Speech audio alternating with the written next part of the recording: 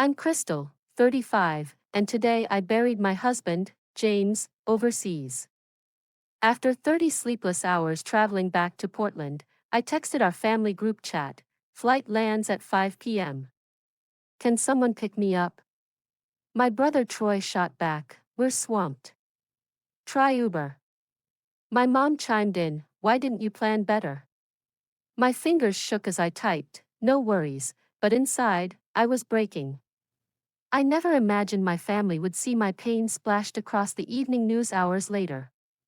I want to hear from you. Where are you watching this? Drop a comment below. If you've ever felt alone when you needed support most, hit like and subscribe. Before grief turned my world upside down, my life felt like a dream. James and I met in college when he spilled coffee on my economics textbook. He bought me a new one and charmed me into a dinner date. After graduation, we married and built a happy life in Portland. I worked as a marketing director, and James excelled as a software engineer. Our cozy two-story home had a garden I loved tending every spring.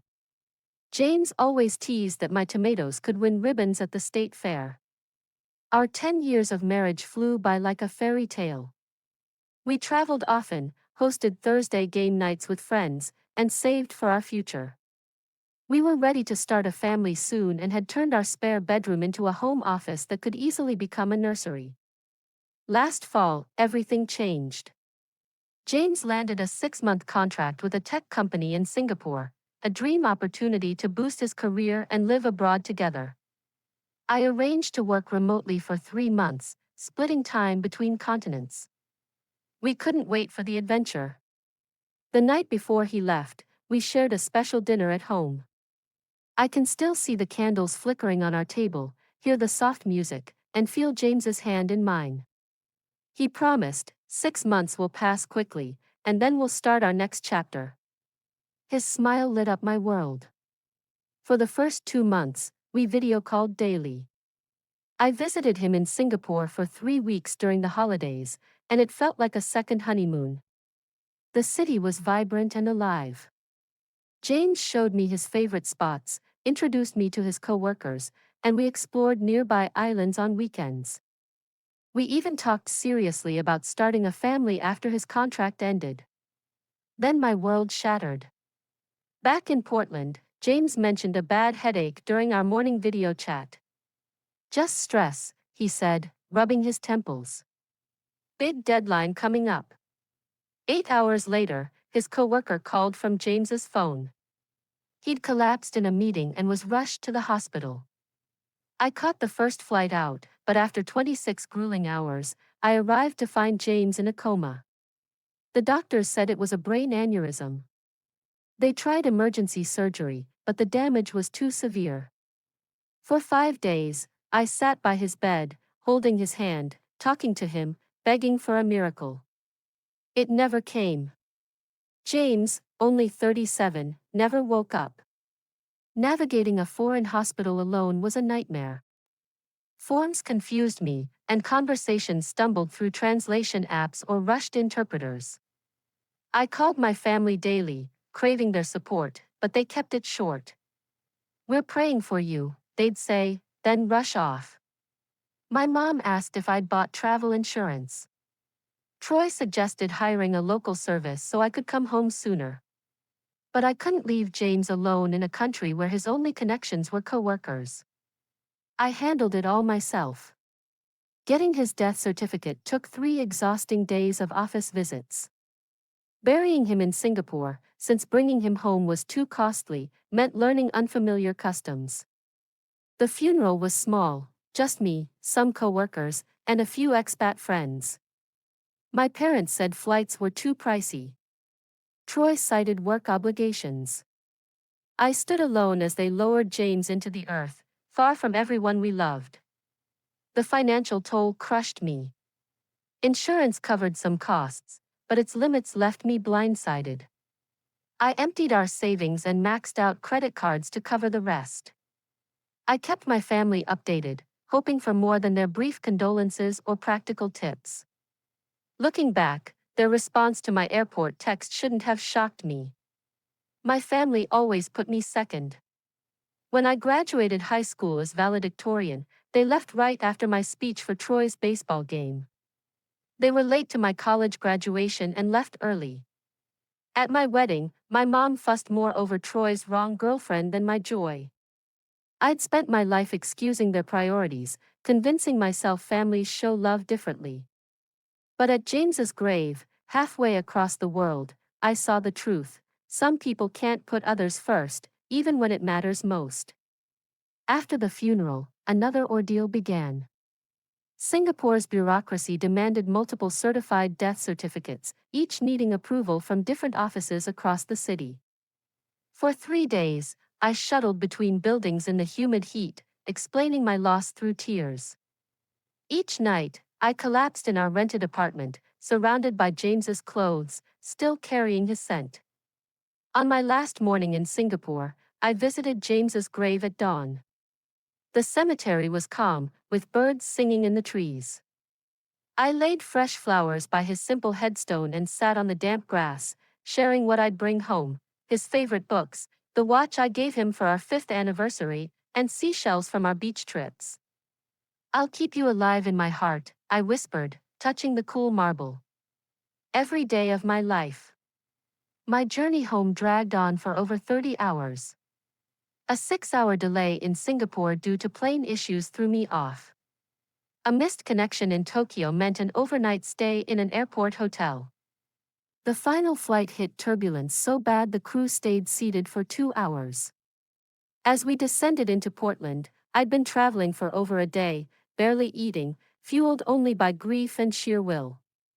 Those endless hours on planes pulled me back to childhood memories I'd long brushed off.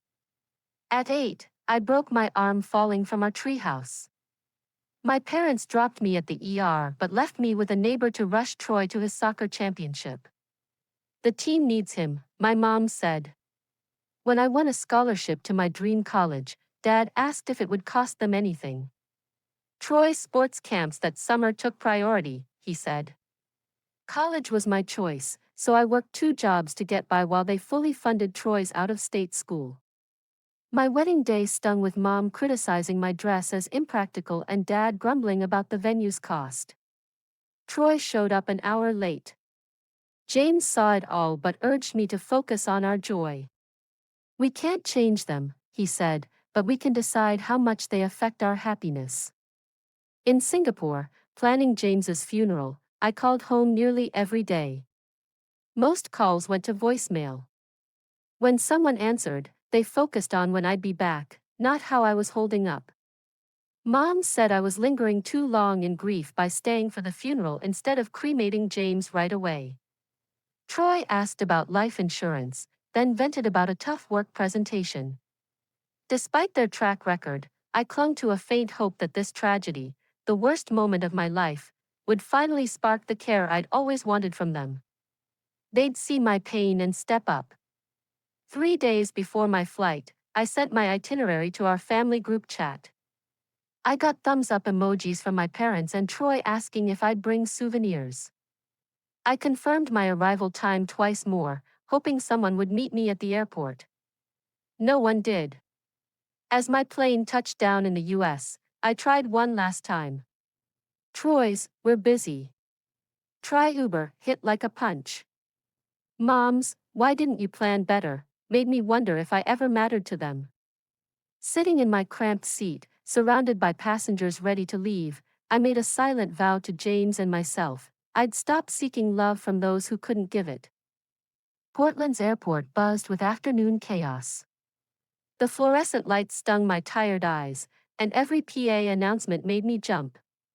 I moved through the crowded terminal like a ghost, my heart still in Singapore with James. At baggage claim, I watched suitcases loop endlessly. Mine stood out, one black bag with my clothes and 2 packed with James's things, items I couldn't leave behind. His favorite sweater, the leather journal from last Christmas, photo albums, his daily coffee mug, pieces of our life, now all I had left of him. My phone buzzed with a new family chat message. I opened it, hoping for a change of heart. "Troy, sis, We can't just drop our plans last minute.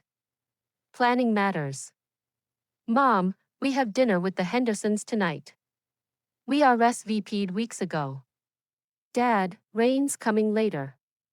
Drive safe. Their words hollowed me out. No questions about how I was, no nod to what I'd just endured. I typed, no worries, I understand. But I didn't. How could social plans trump supporting your daughter who just buried her husband alone? The suitcases felt heavier than ever as I loaded them onto a cart, each one carrying the weight of my loss. As I pushed toward the exit, a cartwheel jammed, and a suitcase crashed to the floor. It split open, spilling James's clothes across the shiny airport tiles. I dropped to my knees, tears blurring my vision as I grabbed his blue sweater, his running shoes, the tie he wore to nice dinners. Each item ripped my heart open again. "Let me help you, ma'am." An airport worker named Gloria knelt beside me, her kind eyes crinkling as she gathered my things. "Are you okay?" Her simple question cracked something inside me. When had anyone last asked if I was okay, not when I'd move on or what I should do, just if I was all right? "My husband died," I whispered. "I just buried him in Singapore." Gloria's face softened with real care. She quietly helped me repack, then walked me to the rideshare area. "Is someone picking you up?" she asked. I shook my head. "My family's busy." Her frown said it all, but she stayed silent. She waited until my ride arrived, helped with my bags, and squeezed my hand. "Take care," she said, offering more warmth than my family had. The rideshare cost $78 with rush hour rates. The driver, Paul, an older man, chatted lightly as we crawled through traffic. When he asked about my trip, I kept it vague, scared I'd break if I said the truth. He sensed my pain, switched on soft music, and pointed out new city sights now and then. After an hour, we reached my driveway. The house looked the same but felt all wrong. James would never step through that door again, never park here, never gripe about the maple tree's messy seeds. Paul carried my bags to the porch. He paused, concern in his eyes. "You sure you're okay, miss? You seem like you could use someone." I said I was fine, tipped him well, and watched his taillights fade before wrestling with my keys. The door opened to a cold, dark house. I'd asked Mom to set the thermostat, she forgot. Stale air hit me, and mail spilled over the entry table, another task my family swore they'd handle but didn't. The fridge held only expired condiments and a moldy container. Troy had promised to stock food for my return. Too drained to care, I trudged upstairs to our bedroom. I couldn't face our bed, so I curled up in the armchair by the window, still in my coat, the house freezing. Surrounded by photos of happier days, I let myself sob until I had nothing left. I woke hours later, shivering and lost. The house was silent, unlike when James was here. No footsteps, no coffee maker, no humming from the shower, just eerie quiet and creaking wood. His closet door hung open, showing clothes untouched since he left. My family said they'd sort his things to ease my return. Instead, his shoes sat neatly lined up, his favorite flannel still on its hook, everything frozen like a shrine to our old life. I sank to the closet floor, clutching his shirt, searching for his scent. There was none, just clean cotton and a faint musty smell.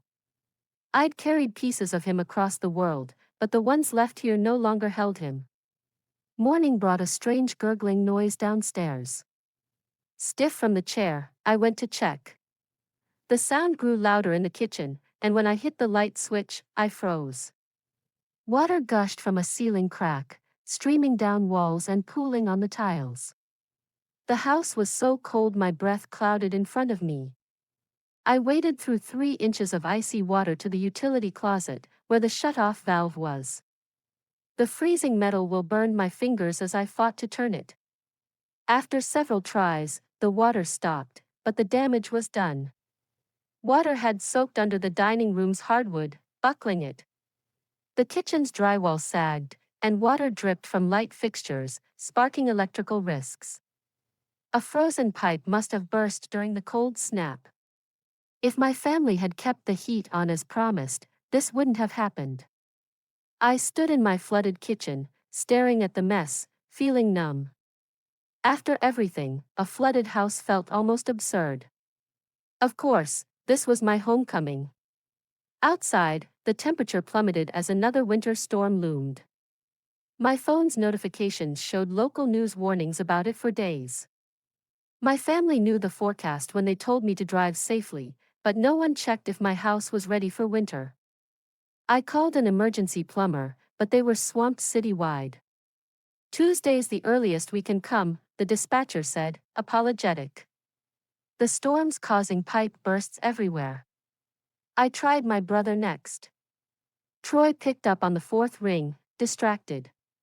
"Hey, I'm prepping for that Wilson dinner I mentioned, can't talk long." "My house is flooded," I said, voice flat. A pipe burst. Water's everywhere, and the plumber's booked until Tuesday. "That's rough," Troy said, more irritated than worried. "Tried other plumbers? Check Angie's list or something." "Troy, I just buried my husband. I've been traveling over a day. I can't stay here, water's in the wiring, and there's no heat. Can I crash with you until this is fixed?" His silence spoke volumes before he answered. "Tonight's bad timing. Lisa and I have the Wilsons over, big clients, and our guest room's packed with her crafting stuff." "Called Mom and Dad?" I hung up and dialed my parents. Mom answered, already making excuses. "Honey, we'd love to help, but bridge club's at our place tomorrow, and we're swamped preparing. Plus, your dad's back is acting up. We can't take guests. Maybe a hotel? Your insurance should cover that." I hadn't eaten properly in over 24 hours. The travel, grief, and now this disaster left me drained. I felt dizzy and sick, wading through the kitchen for food. The power flickered as the storm raged outside. I found stale crackers in a cupboard and ate them, standing in water that soaked my shoes and socks. My hands and feet went numb, but I was too numb inside to change. Nothing seemed to matter. Desperate to fix something, I decided to check the basement's electrical panel, hoping to get heat working. The stairs were slick with water, so I clung to the railing. The basement was flooded, water up to my ankles. I sloshed to the panel, my phone's flashlight guiding me. As I reached for the panel, my foot slipped on wet concrete. I fell, my hand hitting the metal box. A jolt of electricity shot through my arm, throwing me back. My head hit something hard, and everything went black. I woke on the basement floor, shivering, disoriented. My arm tingled from the shock, and warm blood trickled down my face. Touching my temple, I saw red on my fingers, a gash above my eyebrow. I struggled to stand, dizziness overwhelming me. The basement spun as I stumbled to the stairs. Each step took all my focus. Halfway up, I had to sit, my vision blurring. I barely made it to the main floor before collapsing on the living room sofa. The house was freezing, and I couldn't feel my fingers or toes. Part of me knew hypothermia was setting in, but I was too exhausted to care. As I faded in and out, a shrill beeping cut through my haze. The carbon monoxide detector was screaming. Something was wrong with the heater, maybe water damage or the storm. Toxic gas filled the house, and I couldn't move. My phone was inches away on the coffee table, but it felt unreachable. My body wouldn't respond, and darkness closed in. In what I thought were my final moments, a strange peace washed over me. If this was the end, I'd be with James again.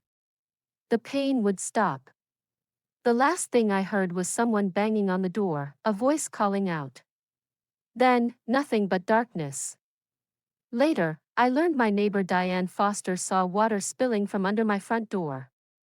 Worried, she called me, then came over. Hearing the carbon monoxide alarm but getting no answer, she called 911. Firefighters broke in and found me unconscious on the sofa. The house was freezing, flooded, and carbon monoxide levels were dangerously high. Paramedics rushed me to Portland General Hospital, saying I had hypothermia, carbon monoxide poisoning, a concussion, and effects from the electrical shock. A few more hours, and it'd be a different story, one told the ER doctor. The hospital team acted fast, warming me up and giving me oxygen to fight the carbon monoxide. They stitched the cut on my temple, checked my heart for irregular rhythms, and tested for concussion damage. A kind nurse, Sarah, saw my Singapore-stamped passport and wedding ring and asked about my story. Half conscious, I spilled everything: James's death, the lonely funeral, my family's cold response, and coming home to a neglected house. Sarah noted it all, worried I had no support for discharge. Unbeknownst to us, a reporter, Michael Chen, was at the hospital covering storm injuries for the news. He overheard a paramedic in the break room talking about my case, a widow nearly dying at home after tragedy abroad.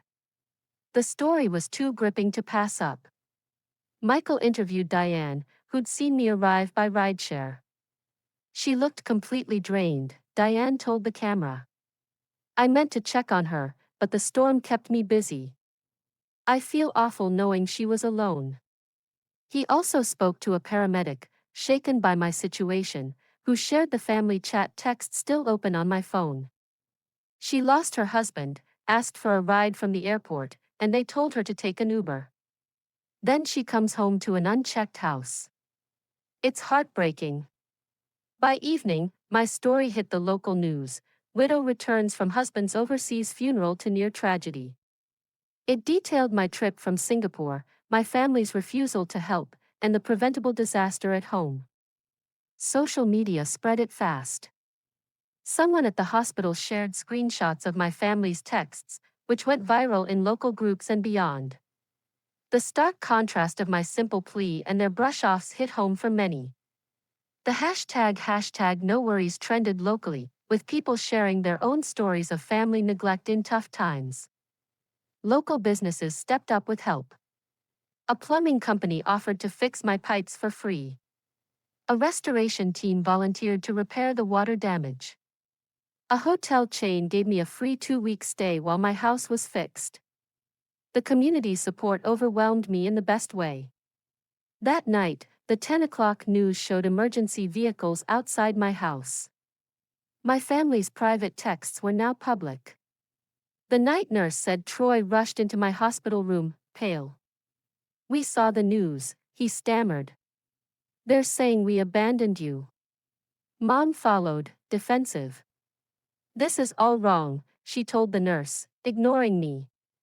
"We didn't know the house was that bad. Crystal knows we'd have helped if we understood."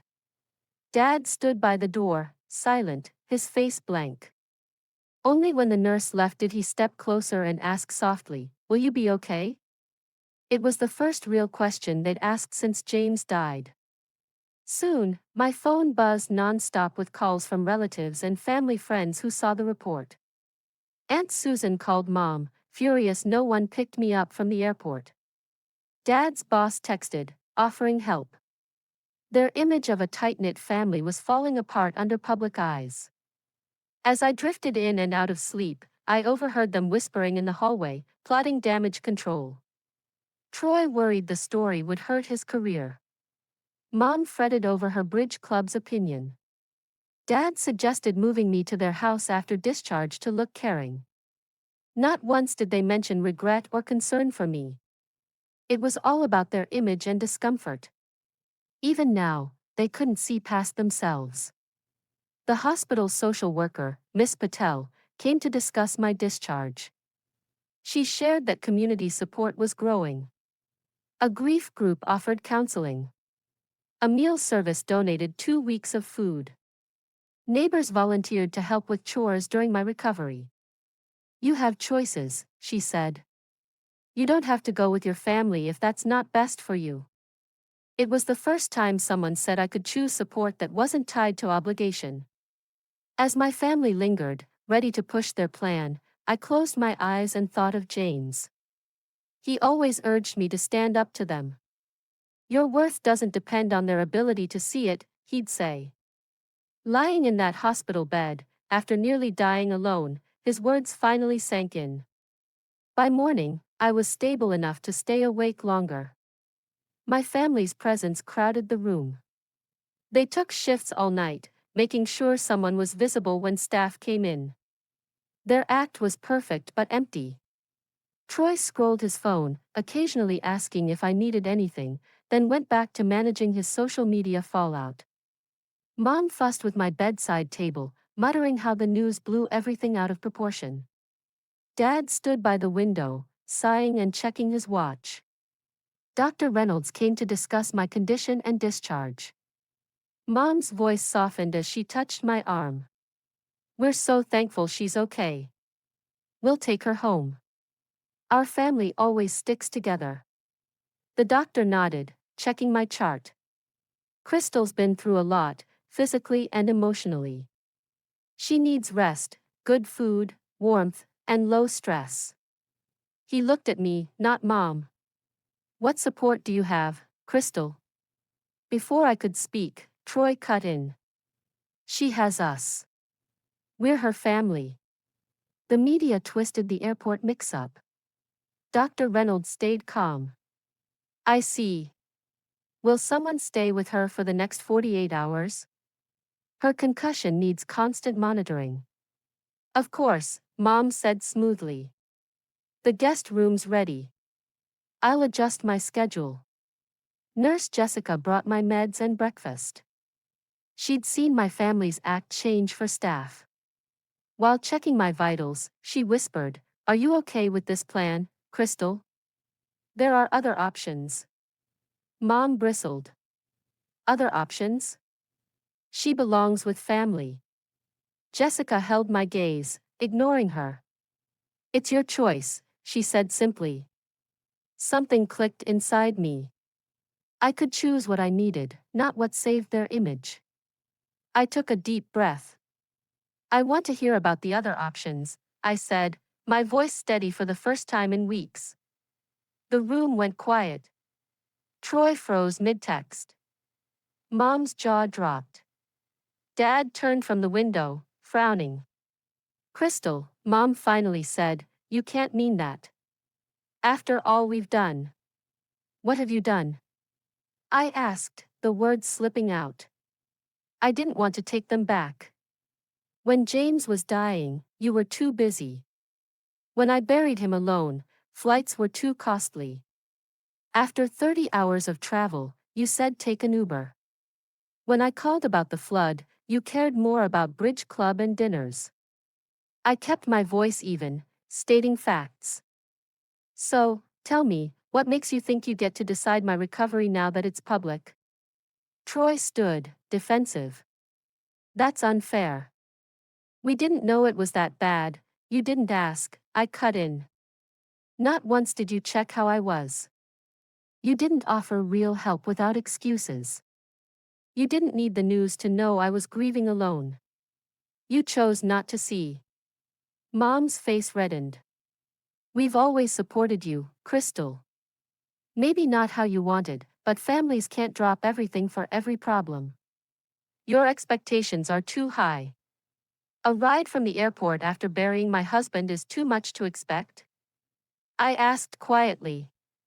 Checking if my house had heat in winter was too hard? We're busy, Troy snapped. We can't track every detail. Every detail, I echoed. Like if your widowed sister might freeze in her own home. Dad spoke, his voice low. Crystal, you're upset. Grief makes you say things. When you're clearer. I'm clearer than ever, I said. I see our family for what it is, no excuses. I've spent my life taking scraps of care and calling it enough. Jessica stayed, quietly handling my meds. Her presence gave me courage. I don't hate you, I said, looking at them. I don't blame you for being you. But I won't pretend you can give me what I need, or that you would if you could. So, what? Mom demanded. You'd pick strangers over family? I'm choosing healing over your image, I said. I'm choosing real support, not duty dressed up as care. Miss Patel walked in with a folder. My family went quiet, wary of looking bad. She listed the community's help: a 2-week stay at Riverview Hotel during repairs, meal deliveries, rides to appointments, and a grief group meeting twice a week. Neighbors will check on you, she added. The restoration team will add a security system to prevent future issues. The kindness from strangers stood in sharp contrast to my family's half-hearted, image-driven support. As they stood speechless, I accepted Miss Patel's community help plan. This is absurd, Troy blurted. You're picking strangers over your own family? I met his eyes, truly seeing him for the first time. I'm choosing compassion over duty. I'm valuing myself enough to accept help without strings or bitterness. Mom grabbed her purse, her movements stiff with anger. When you come to your senses, we'll be here. But don't expect us to drop everything when you need us again.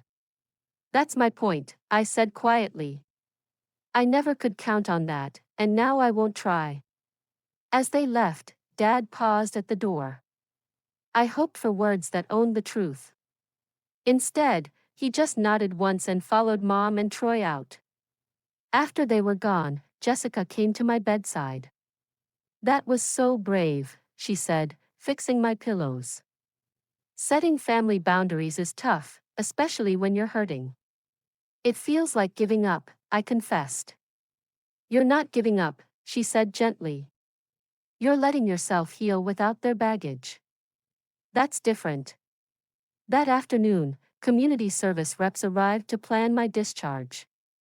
The hotel manager promised a ready room. The restoration team shared photos of their work to save my home. The meal service coordinator asked about my food preferences. Each moment proved Jessica's words: this wasn't about rejecting family but embracing real support without earning it or apologizing for it.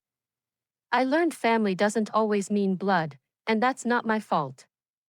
By evening, I settled into a cozy suite at the Riverview Hotel, overlooking Portland's river. The room was warm, the bed soft, and the fridge held simple, healthy food. A potted plant sat on the desk with a card from the hospital staff. For the first time since James's death, I felt more than grief and loneliness. Happiness was still far off, but maybe this was a tiny spark of peace. I stood up for myself, honored my needs, and found kindness beyond family ties. Watching the sunset over the river, I whispered to James, I think you'd be proud of me today. I did what you always said I should. I could almost hear him say, I've always been proud. You just needed to be proud of yourself. What have you done? I asked, my voice trembling as the words poured out. I couldn't hold them back anymore. It felt like a dam bursting after years of bottling up my pain. When James was dying in that Singapore hospital, none of you even thought about flying out to be with me. When I buried him alone in a foreign country, you said flights were too expensive, like my heartbreak didn't matter. I kept my voice steady, laying out the truth. After over 30 grueling hours of travel, drained and grieving, all I asked was for a ride from the airport. You told me to take an Uber. When my house flooded, you picked bridge club and business dinners over helping me. My words were calm but sharp, like evidence in a trial I'd been preparing forever. So, tell me, what gives you the right to control my recovery now, just because people are watching? Troy leapt up, his face twisted. That's unfair, Crystal. We didn't know how bad it was. You didn't know because you never asked, I cut in, my voice firm. Not once did you check how I was really feeling. Your help always came with excuses. You didn't need the news to see I was drowning. You chose to ignore it. Mom's cheeks turned red, her eyes narrowing. We've always supported you, Crystal, in our way. Maybe it wasn't what you wanted, but families can't stop everything for every crisis. You expect too much. Her words hit hard, heavy with years of letdown. Was a ride from the airport after burying my husband too much? I asked softly, my voice carrying my pain. Or hoping someone would check if my heat was on during a freezing winter? We're busy, Crystal, Troy snapped, like my needs were a hassle. We can't track every detail of your life. Every detail, I echoed, the words absurd yet heartbreaking. Like whether your widowed sister might freeze in her own home because no one cared to check. Dad spoke up, his voice low, cautious. Crystal, you're upset. Grief makes you say things you don't mean. Give it time.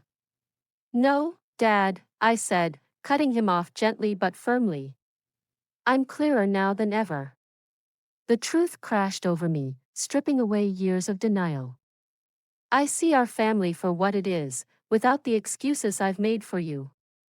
I've spent my life accepting scraps of attention, telling myself it was love. Jessica, the nurse, stayed quiet, arranging my medications. Her calm presence anchored me. I looked at my family, meeting their eyes. I don't hate you, I said honestly. I don't blame you for being who you are. But I can't pretend you can give me the support I need. What are you saying? Mom demanded, her voice sharp with anger. You'd choose strangers over your own family? I took a deep breath, feeling free. I'm choosing my healing over our family's image, I said. I'm choosing real support, not grudging duty. Just then, Miss Patel, the social worker, walked in with a folder. My family went silent, nervous about arguing in front of her. She smiled and listed the help lined up: a 2-week stay at the Riverview Hotel, meal deliveries, transport to appointments, and a grief support group. Plus, she said warmly, neighbors are volunteering to check on you. The restoration company will install a security system to prevent future emergencies. The kindness from strangers hit me hard, so different from my family's half-hearted efforts. It made my choice clear. I nodded to Miss Patel, accepting every offer without hesitation. This is absurd, Troy blurted, his voice cracking. You're picking strangers over your own blood? I looked at him, seeing his flaws clearly. No, Troy, I said calmly. I'm choosing compassion over obligation. I'm valuing myself enough to accept help that's freely given. Mom grabbed her purse, her movements stiff. Fine. When you realize this mistake, we'll be waiting. But don't expect us to drop everything again. A sad smile crossed my face. That's my point, Mom, I said softly. I never could expect that from you, and now I won't try. As they left, Dad lingered at the door.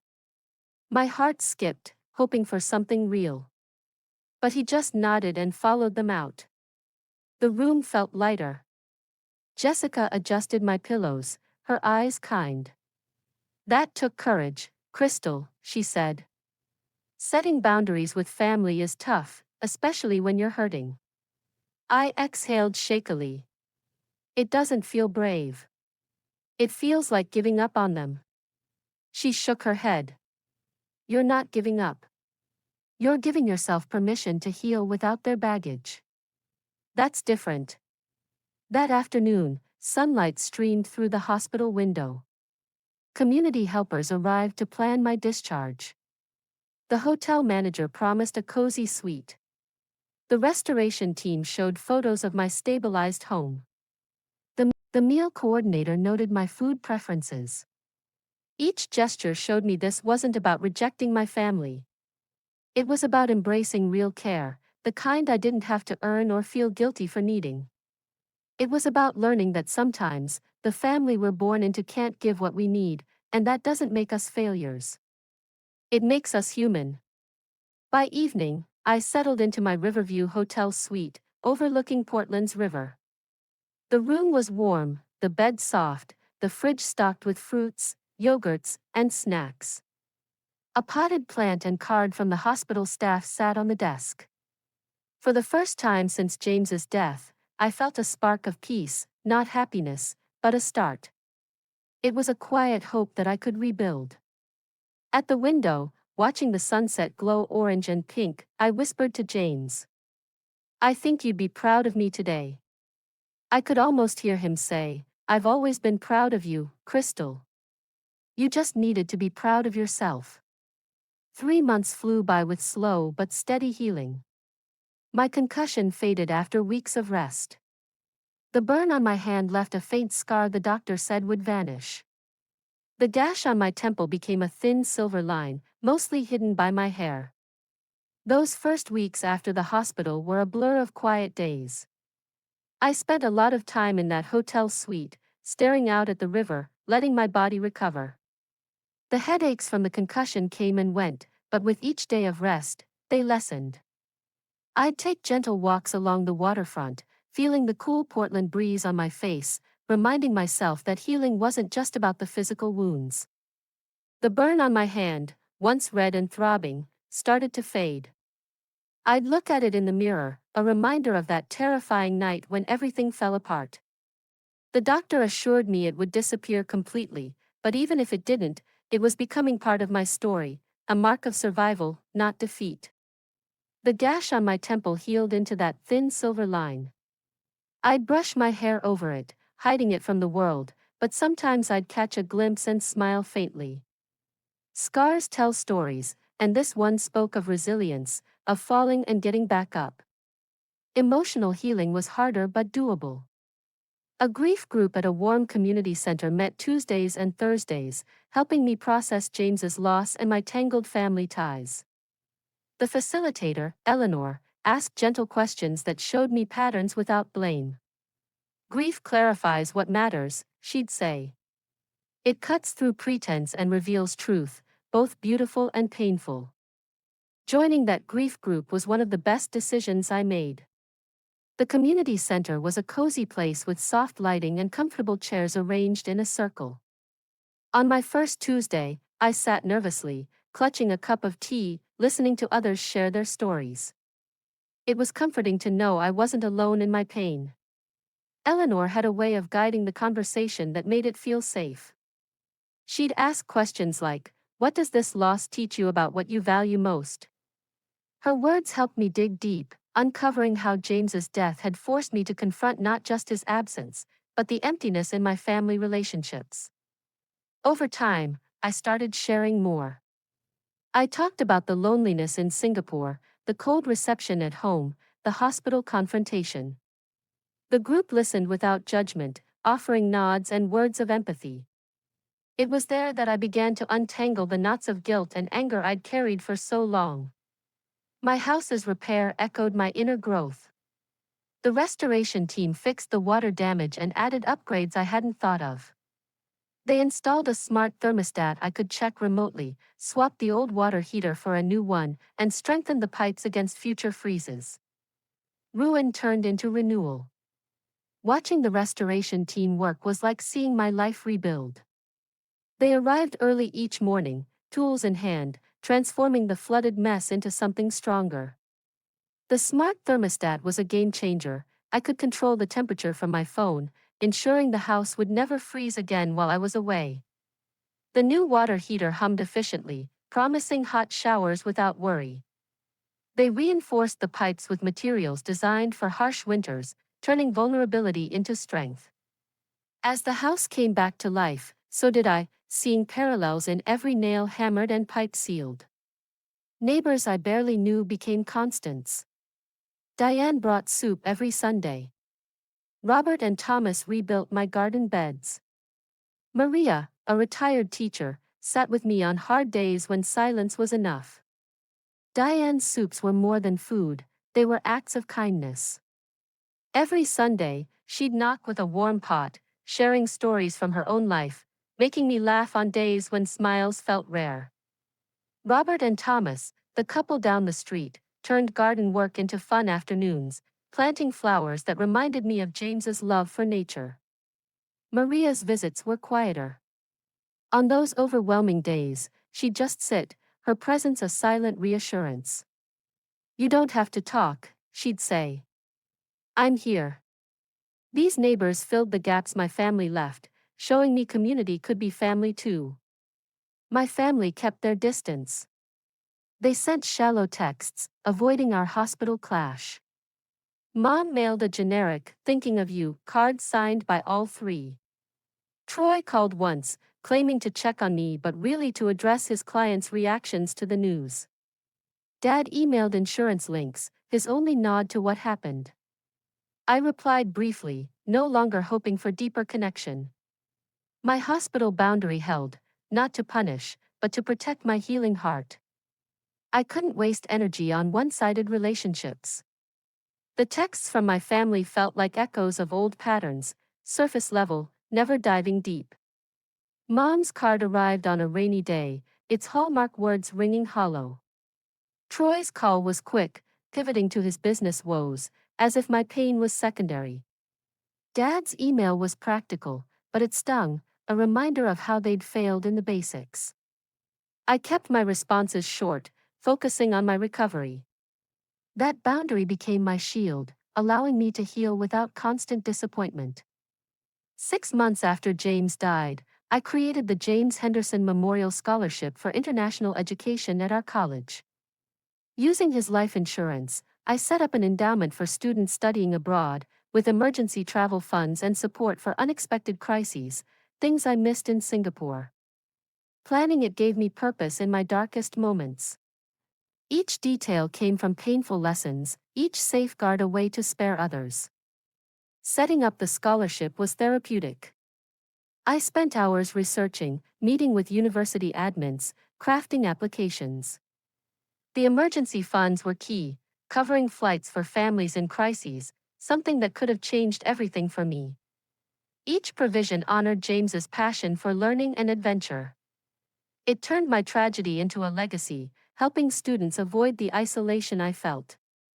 On tough days, this work got me out of bed, giving my grief direction. James loved education and opportunity. This honored him while turning my pain into meaning. On our 11th anniversary, I hosted a small party at my restored home to name the first scholarship winner. Close friends and new ones from my recovery joined. My family got invites but declined, citing other plans. The party was intimate, filled with laughter and tears. Friends brought dishes James would have loved, sharing memories that kept him alive. Announcing Angela as the winner felt right, a bright student chasing dreams in Japan. My family's regrets didn't surprise me, but they stung a little less now. I'd built a new circle, one that celebrated growth rather than image. As I handed the certificate to Angela, a junior headed to Japan, I felt James's presence, not as a ghost, but in the love we shared. His strength lived in how I faced challenges, stayed resilient, and found meaning in loss. That moment was magical. Angela's eyes lit up, and the room applauded. I sensed James smiling, proud of how I'd turned sorrow into opportunity. This scholarship comes from deep love and loss, I told the crowd in my living room, and a lesson: family isn't just blood, it's who shows up when it counts. A week later, Dad sent a handwritten letter, a first for him. It held rare reflection. "I've thought about what happened after Singapore," he wrote. "Your mom and brother may never see it, but I know we failed you, not just with the airport or house, but in comforting you when you needed it most. I have no excuses, just late acknowledgement. Your husband would be proud of who you've become. If you're open, maybe we can find a new way forward." The letter arrived on a sunny morning, its neat script a surprise. Reading it, I felt a mix of emotions: relief, sadness, hope. Dad's vulnerability was new, acknowledging failures I'd long felt. I didn't reply right away. His words needed thought, not a quick reaction. I talked it over with my therapist, who'd guided me through grief and family issues for months. "What do you want from a relationship with your dad?" she asked. "Not what you should want or what helps him, but what's best for you." Her question lingered as I walked by the river, attended group sessions, spent quiet evenings reflecting. It helped me clarify my needs. Dad's letter lingered in my mind for days. I replied, setting clear boundaries.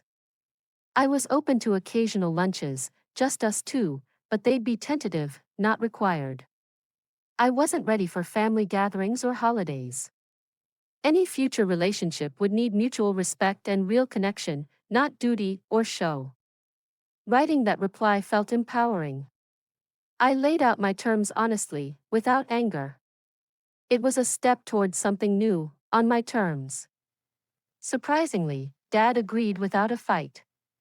Our first lunch was stiff but polite. The second felt a bit easier. By the third, we found a careful way to talk that faced our past without being trapped by it. It wasn't a dreamy father-daughter bond, but it was honest in a way we'd never had before. Those lunches became small bridges.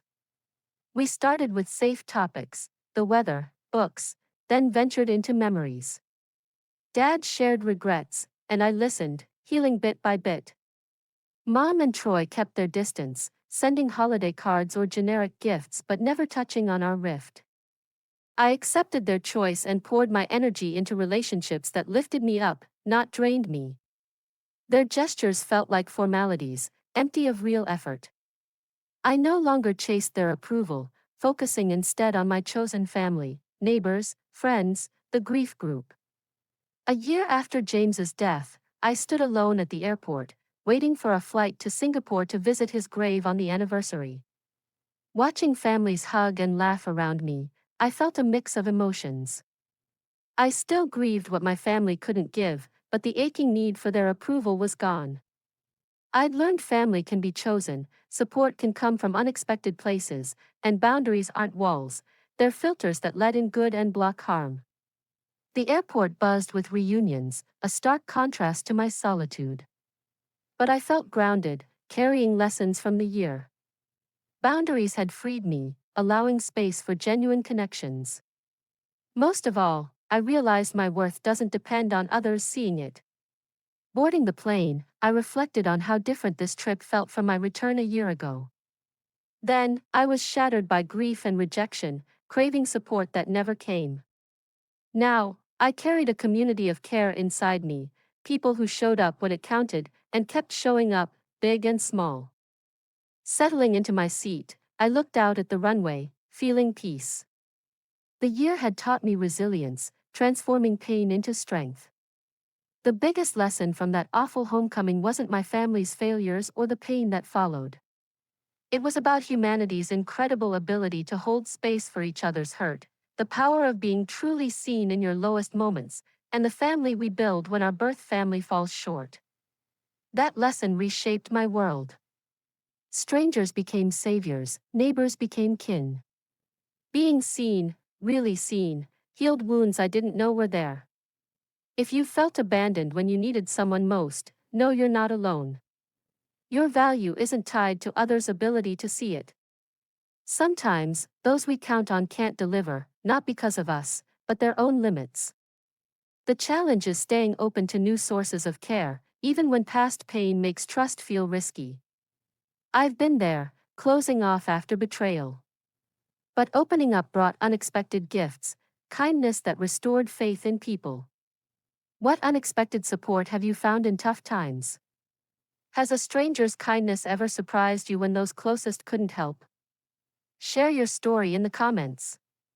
If my journey speaks to you, like, subscribe, and share to reach others feeling alone. Your story matters, your boundaries are valid, and healing is possible, sometimes in ways you'd never expect. Thanks for joining me on this path. As the plane took off, I thought back to the beginning, to that cold house and the flood that nearly ended me. It wasn't just water damage, it was the flood of emotions I'd suppressed for years. Now, with time, I saw it as a turning point, washing away the old to make room for the new. In the months after the scholarship launch, I dove deeper into community work. I volunteered at the Grief Center, sharing my story to help others. It felt good to give back, to be the support I'd craved. Diane and I started a weekly walk group, inviting neighbors for fresh air and conversation. Robert and Thomas hosted barbecues, where laughter filled the air. Maria and I read books together, discussing life's twists over tea. My therapist became a trusted ally, helping me navigate the ongoing family dynamics. Dad and I continued our lunches, slowly building trust. One day, he shared stories from his youth, revealing vulnerabilities I'd never known. Mom sent a birthday card, simple but signed with love. Troy emailed about a family event, but I politely declined, honoring my boundaries. It wasn't rejection, it was self-care. Visiting James's grave in Singapore was bittersweet. The cemetery was peaceful, with tropical flowers blooming. I sat by his stone, telling him about my year, the scholarship, the new friends, the tentative steps with Dad. I miss you every day, I whispered, tears flowing. But I'm living, really living, like you wanted. The sun set as I left, feeling his spirit with me. Back home, I planted a tree in my garden in his memory. It grew strong, like my resolve. Life wasn't perfect, but it was mine, filled with chosen connections. Healing isn't linear. Some days, grief hits hard, but I have tools now: group support, boundaries, community. I've learned to ask for help, to accept kindness without guilt. If you're watching this, struggling with loss or family hurt, reach out. Join a group, talk to a friend, set that boundary. You deserve support that lifts you. My journey taught me that from the ashes of pain, beauty can rise. The scholarship has helped 5 students so far, each one a testament to turning tragedy into triumph. Dad and I plan a trip together, just us, no pressure. It's small, but it's progress. Mom and Troy? Time will tell, but I'm okay either way. Portland's river still calls me for walks, its flow a reminder that life moves on. James's love lives in my heart, guiding me forward. Thank you for walking this path with me. Your stories inspire me too. Let's keep sharing, healing together.